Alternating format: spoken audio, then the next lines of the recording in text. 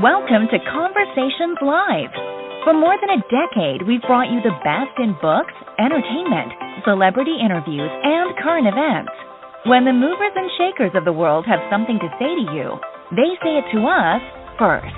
Here's your host, Cyrus Webb. And welcome back, everyone, to Conversations Live. I'm your host, Cyrus Webb. Glad you all could join us once again, but for our radio audience here in Mississippi at WYAD 94.1 FM and WYADonline.com. We're glad you all could be with us.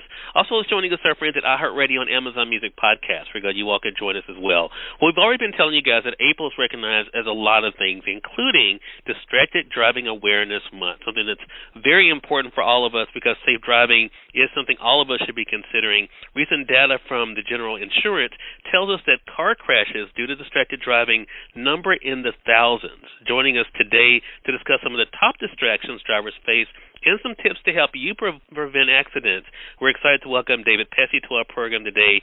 David is someone who works with the General. We're going to talk to him not only about these top distractions, but also where you all can go with more information as well. David, thank you so much for the time. Really appreciate it. Hey, thanks, Cyrus. I appreciate you having me. So this is something, David, that, of course, all of us should be aware of and really take notice of. What are some of the top distractions that drivers do face on the road, David? All right. So some of the distractions that we face on the road, there are multiple, obviously. Some of the biggest ones, though, that we've noticed is cognitive distraction actually is about 62% of the drivers who have been in accidents. They actually report that, it had some cognitive distractions, such as being lost in thought, daydreaming, stressful day at work, thinking of work, lack of sleep, things like that, obviously gears towards the distractions. The other thing, of course, today's day and age, cell phones. I mean, cell phone use is rampant, I guess you could say. So everybody's usually glued to their phones all day. Another big one that happens quite a bit, you have children in the car or friends that you're having conversations with, and things get heated or anything like that. Definitely is a big distraction for any driver. So those are some of the big ones that we face while we're on the road. And, David, I think out of those, all of us either have been guilty or we know someone who has been guilty of those. So do you have any tips for avoiding or even preventing accidents related to distracted driving? Yeah, of course. Yeah, we've all probably done some of these for sure. But, some tips to avoid. Please, while you're driving, accidents happen so quickly. They happen like in a matter of seconds. So any type of multitasking, try and refrain from doing any of that. So multitasking, obviously people eat while they're in the car. They're doing their makeup on the way to work. They're changing the song. They're looking at the GPS. There's just so many things that we can be doing, and we're trying to do multiple at the same time while we should just be focused on the road. The other big one, of course, I'll go back to it, and it's because it's so big and so important in today's age is, never use the phone while driving. Don't text, don't answer emails, don't FaceTime, don't social media. Just, leave the phone. You can answer and look at all that stuff once you're, not driving and in a safe place. And then the last one I'd like to touch on, and I think it's pretty important, and I feel like I've been in these situations sometimes, is don't drive while you're drowsy or tired or sleepy, because, we all say, hey, we can make it, I'm a little tired, but it's only an hour drive or it's only 30, 40-minute drive. And then we're on the road and we start realizing that our eyes are starting to close and we're getting pretty drowsy, and that obviously isn't safe. So try and refrain from some of these. That way it'll prevent some accidents, hopefully, in the future. Love that, and those are all actionable things that we can do. Okay, David, so I have to ask you, if we should see someone that is a distracted driver on the road, what should we do in that situation? You definitely see people, right? You see the people on their phones and whatnot. The biggest thing for us is make sure that yourself and your family is safe first.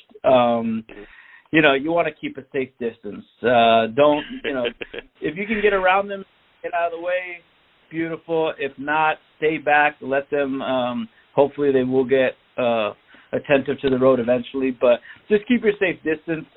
Don't try and be, a vigilante or a hero or try and wave them down or do anything like that, because you could get in the way and get into an accident because they're clearly not paying attention.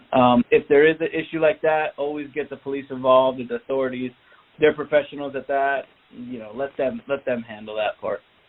Yeah, I totally agree with that part. Okay, so, we're talking about, of course, the things that can happen when it comes to accidents in particular, when it comes to distracted driving, David. So how can distracted driving impact our insurance rates? Oh, it has a huge impact, right? So if you're getting tickets, there's texting tickets now or use phone news tickets, anything, any violation that you get on your driving record entails into your insurance premiums, right? So if also any accidents, of course, we know that if you get an accident and you're doing claims on your insurance is paying out. Insurers in turn transfer that cost over to the companies in form of higher premiums. When you go to renew your policy and you just had an accident, you're probably going to notice your rate will go up a little bit, because now they had to do some work. They had to help you out in that situation. But it's stuff that we can avoid if we're staying focused on the roads, Other things that we might not think about is go over your insurance with your local agent. Make sure that you have the right coverages in place. There are some coverages that if somebody strikes you or somebody crashes into you and they don't have sufficient insurance, uninsured motors and other coverages can cover any gaps. So let's say they don't have enough insurance to cover what damages they did. Your insurance policy can sometimes step in and help cover that amount, Insurance is always just in case, right? There's rainy days. We know it's going to rain. We just don't know when, and that's pretty much what insurance is there for. Yeah. With some really practical information for us to go over it, David, especially as I mentioned in my introduction that April is recognized as Distracted Driving Awareness Month, but we should be thinking about this each and every day as we're out there on the road. Again, everyone, David Pesi has been our guest from The General, sharing with you guys some great information to help you stay safe on the road. David, where can our audience go for more information, though? You can visit us at thegeneral.com. We have a ton of information on there on distracted driving, especially for this month.